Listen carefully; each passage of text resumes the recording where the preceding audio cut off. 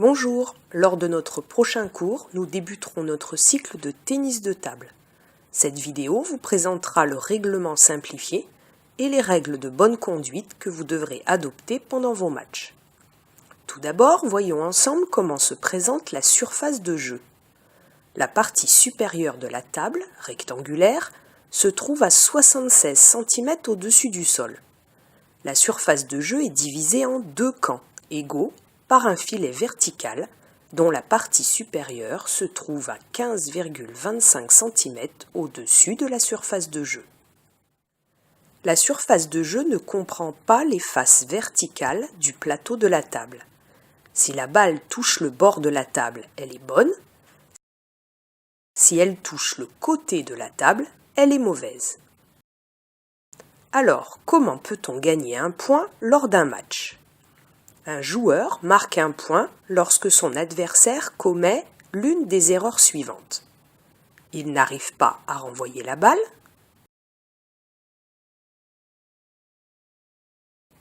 Il la renvoie en dehors de la demi-table adverse.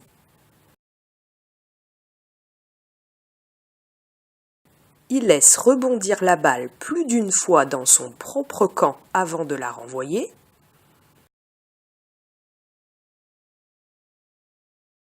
Il touche la balle plusieurs fois de suite.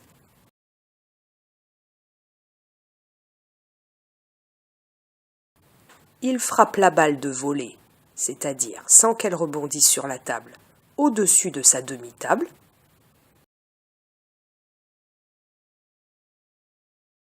Sa main libre touche la table ou il déplace la table en jouant.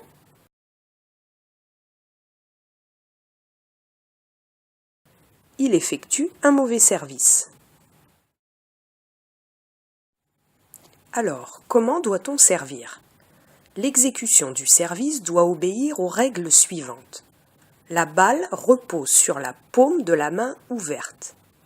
La main qui tient la balle doit être au-dessus du niveau de la table. La balle doit être lancée vers le haut, plus de 16 cm.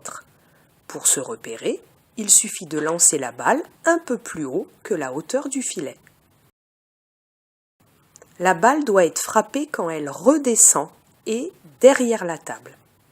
La balle doit rebondir d'abord dans son camp, puis dans le camp de l'adversaire. Après les deux rebonds, la balle peut sortir sur les côtés de la table. On peut servir sur tout le terrain de son adversaire. C'est le tirage au sort qui décide de celui qui sert le premier. Le service change tous les 2 points. Qu'il ait gagné le point ou non, un joueur doit donc servir 2 fois, puis son adversaire 2 fois, et ainsi de suite.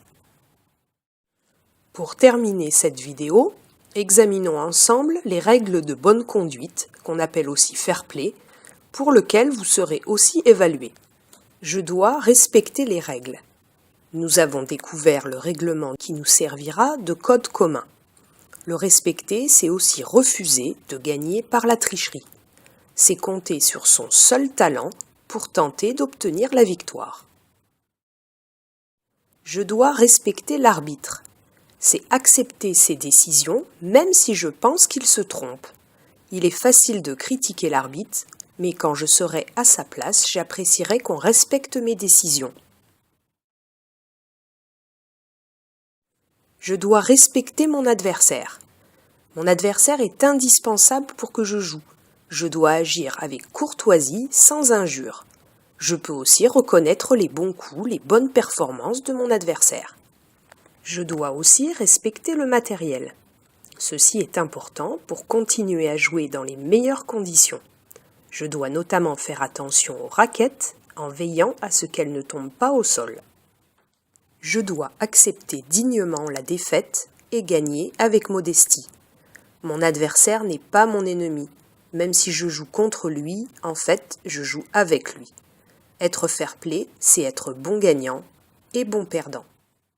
En résumé, je dois donc accepter la défaite et gagner avec modestie et simplicité, respecter les règles, l'arbitre et mes camarades.